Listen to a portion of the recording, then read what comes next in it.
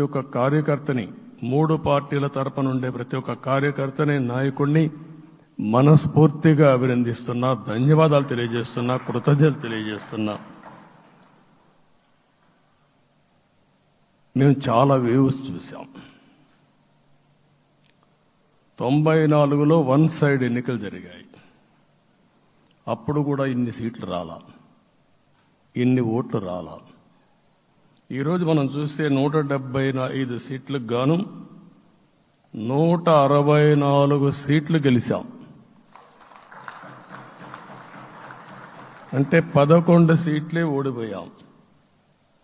అంటే striking rate 93%. అంటే మామూలుగా 93% రావడం అనేది దేశ చరిత్రలోనే అరుదైన అనుభవం ఇది. అలాంటి అనుభవం ఇక్కడ చూపించారు. ఓటింగ్ కూడా 57% ఓట్లు వేశారు. మనకు 50% ఓట్లు వేస్తే ఎక్కువ అనుకుంటాం. అలాంటిది 57% ఆవరేజ్గా ఈ రాష్ట్ర ప్రజానీకం మనల్ని ఆశీర్వదించారంటే మనలో ఎంత బాధ్యత పెరిగిందో మనం ఒక్కసారి గుర్తుపెట్టుకోవాల్సిన అవసరం ఉంది. జిల్లాల వారిగా, పార్లమెంట్ల వారిగా విశ్లేషిస్తే శ్రీకాకుళం క్లీన్ స్వీప్ 7కు 7 గెలిచాం. విజయనగరం అన్నీ గెలిచాం. అరకు 2-3 ఎన్నికల్లో మనం గెలవకుండా ఈసారి ఎన్డీఏ అభ్యర్థులు చూస్తే 7కు 5 గెలిచాం. మన దురదృష్టం పార్లమెంటు పోయింది. అక్కడి నుంచి వైజాగ్ 7కు 7 గెలిచాం. అనకాపల్లి 7కు 7 గెలిచాం. దెన్ తూర్పుగోదావరి, కాకినాడ, అమలాపురం, రాజమండ్రి, నరసాపురం, పక్కన వస్తే ఏలూరు, మచిలీపట్నం, కృష్ణా, గుంటూరు, నరసరావుపేట, బాపట్ల అన్స్టాపబుల్ 7కు 7 గెలిచాం.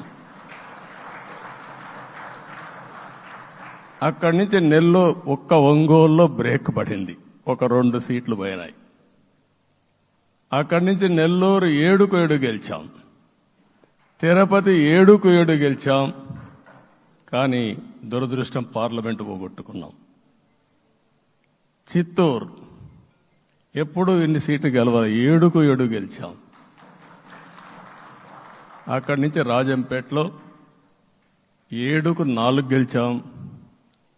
3 సీట్లు పోగొట్టుకున్నాం, పార్లమెంటు పోయింది. అక్కడి నుంచి మీరు చూస్తే చరిత్రలో ఎప్పుడూ గెలవని విధంగా కడపలో 7కు 5 గెలిచాం మనం.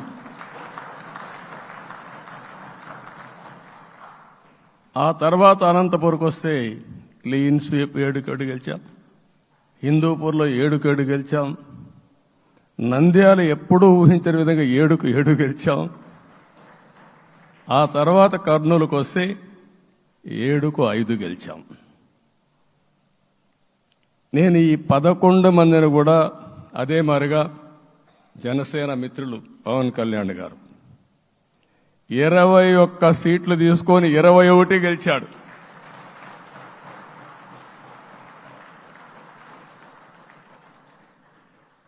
బీజేపీ 10 సీట్లు తీసుకుంటే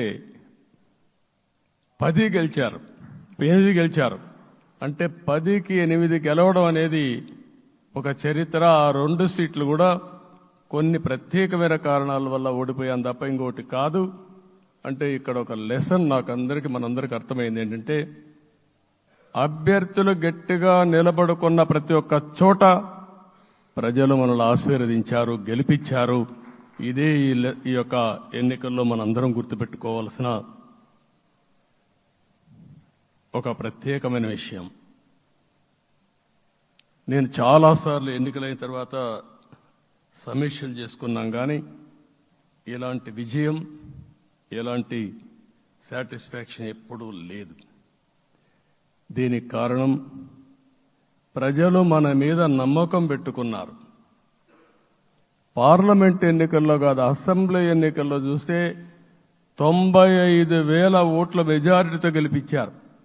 గాజువాక 95,000 ఓట్ల మెజార్టీతో గెలిపించారు.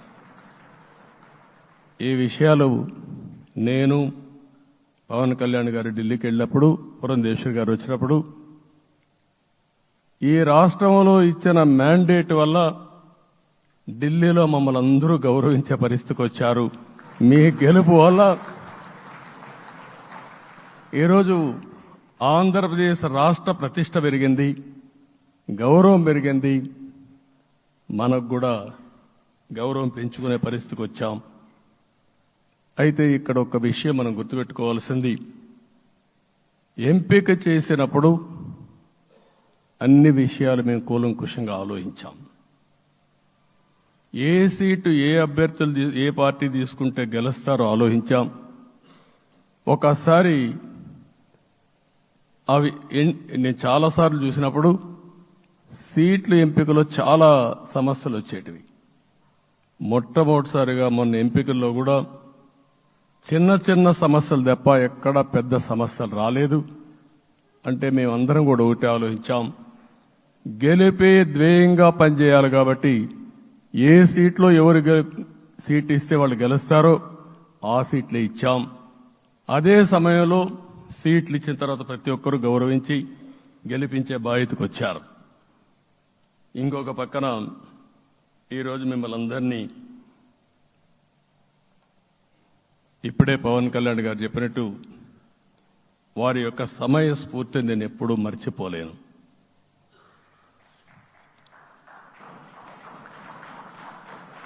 మొట్టమొదటిసారిగా నేను జైల్లో ఉన్నప్పుడు వచ్చాడు. వచ్చినప్పుడు నన్ను పరామర్శించాడు. బయట వచ్చి ఈ రాష్ట్రం అంత మునుపు చెప్పినా, అంత మునుపు అనేక సందర్భాల్లో ప్రభుత్వ వ్యతిరేక ఓటు చేయకూడదని చెప్పారు. కానీ నన్ను చూసి బయటికి వెళ్ళిన తర్వాత ఈరోజు తెలుగుదేశం జనసేన పొత్తు పెట్టుకుంటున్నామని చెప్పిన మొదటి వ్యక్తి పవన్ కళ్యాణ్ గారు. అప్పటికే బీజేపీతో పొత్తుంది. అయితే ఒక మాట చెప్పాడు, బీజేపీతో పొత్తుంది, బీజేపీ తెలుగుదేశం జనసేన 3 పార్టీలు కలిసి పోటీ చేస్తామని కూడా చెప్పి మళ్ళీ ఆ ప్రయత్నం చేసి కడాన రాష్ట్ర ప్రయోజనాల దృష్ట్యా బీజేపీ తెలుగుదేశం జనసేన పొత్తు పెట్టుకున్నాం. మనస్ఫూర్తిగా ఆయన అభినందిస్తున్నా. ఆ రోజటి నుంచి ఎలాంటి పొరపచ్చాలు లేకుండా కలిసి పనిచేశారు. మాకు కొన్ని అనుమానాలు ఉండేటివి, ఓటు ట్రాన్స్ఫర్ అవుతుందా లేదా, ఓటు ట్రాన్స్ఫర్ కాకపోతే ఎక్కడన్నా సీట్లు నష్టపోతామని. అందుకే మీరు ఒకసారి చూస్తే ఎన్నికలు మొత్తం సెట్ అయింది, నామినేషన్స్ వేసాం, ముందుకెళ్ళాం. అదే సమయంలో మొట్టమొదటిసారిగా కొవ్వూరులో 3 పార్టీల నాయకులు కలిసి, నేను, పవన్ కళ్యాణ్ గారు, పురంధేశ్వరి గారు ముగ్గురం కలిసి ఫస్ట్ మీటింగ్ అడ్రస్ చేశాం. అక్కడి నుంచి 6 జిల్లాల్లో మేమిద్దరం కలిసి తిరిగాం. బీజేపీ నాయకులు కలిసి వచ్చారు. ఆ తర్వాత మొట్టమొదటిసారిగా అమిత్ షా గారు ఏదైతే అనంతపూర్లో ధర్మవరం కాన్స్టిట్యున్సీకి వచ్చారు. నేను మొన్న నేషనల్ మీటింగ్లో కూడా చెప్పాను. ఆయన వచ్చినప్పుడు చాలా స్పష్టంగా ఎందుకు మేము పొత్తు పెట్టుకున్నామనే విషయాలు చెప్తూ ఈ ప్రభుత్వ అవినీతిని ఎండగట్టారు, సూటిగా మాట్లాడారు. ఆ ఒక్క మీటింగ్తో రాష్ట్రం మొత్తం ఒక నమ్మకం వచ్చింది. బీజేపీ కూడా పూర్తిగా ఈ కూటమిని సపోర్ట్ చేస్తున్నారనే కాకుండా ఈ రాష్ట్రానికి ఏ అవసరం ఉందో చెప్పగలిగారు. అది అయిన తర్వాత ప్రధానమంత్రి గారు వచ్చారు. మొట్టమొదటి మీటింగ్ మీరు చూస్తే ఇక్కడనే రాజమండ్రిలో పెట్టారు. రాజమండ్రిలో స్పష్టత ఇచ్చారు, దేని అనకాపల్లిలో స్పష్టత ఇచ్చారు. తర్వాత రాజంపేటలో మాట్లాడుతూ చాలా క్లియర్గా చెప్పారు, ఇదే విజయవాడకు వచ్చినప్పుడు రోడ్ షో పెడితే నా జీవితంలో ఎప్పుడూ చూడలేదు, ప్రధానమంత్రి గారు కూడా అదే చెప్పారు, బ్రహ్మాండమైన రోడ్ షో విజయవాడలో జరిగిందని ప్రధానమంత్రి గారు కూడా అభినందించే పరిస్థితికి వచ్చారు. ఇవన్నీ కలయికే మన విజయం. ఈ విషయం మనం గుర్తుపెట్టుకోవాల్సిన అవసరం ఉంది. మీరు కష్టపడ్డారు. నేను చాలా ఎన్నికల్లో చూశాను. అందరూ అభ్యర్థులు కూడా ఈ ఎన్నికల్లో కష్టపడిన విధానం కానీ ఇంత కష్టం నేను ఎప్పుడూ చూడలేదు. ఒక్క మాటలో చెప్పాలంటే ప్రతి ఒక్కరూ మనసు పెట్టి పనిచేశారు.